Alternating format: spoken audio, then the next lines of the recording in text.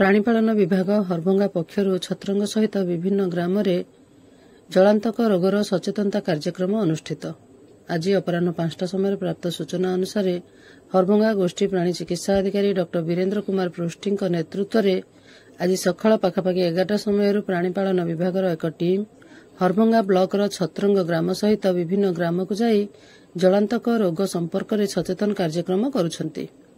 पाणीघरा हरभंगा एवं आखपाख विभिन्न ग्राम में भ्राम्यमाण प्राणी चिकित्सा यान माध्यम अधिकारी माने जाई लोकमानकु जलांतक रोगर कारण निराकरण और प्रतिषेधक व्यवस्था संपर्क में अवगत कराइबा सहित यह एक मारात्मक प्राणघाती रोग बोली एवं एही रोगर कौनसी चिकित्सा नथिबारु सतर्कता सचेतनता ही एहाकु दूर करिवार एकमात्र उपाय बोली वर्णना करथिले।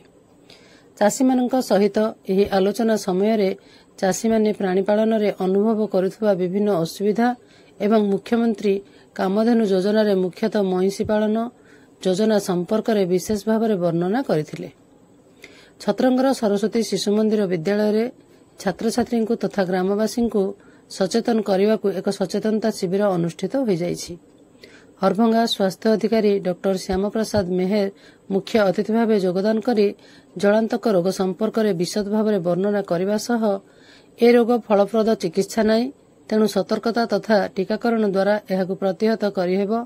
स्कूल सभापति श्रीयुक्त प्रदीप्त कुमार साहू सम्मानित अतिथि भाव योगदान करी रोगर भयावहता संपर्क में वर्णना करथिले। हरभंगा गोष्ठी प्राणी चिकित्सा अधिकारी डॉ वीरेन्द्र कुमार पृष्टि कार्यक्रम आयोजन करथिले।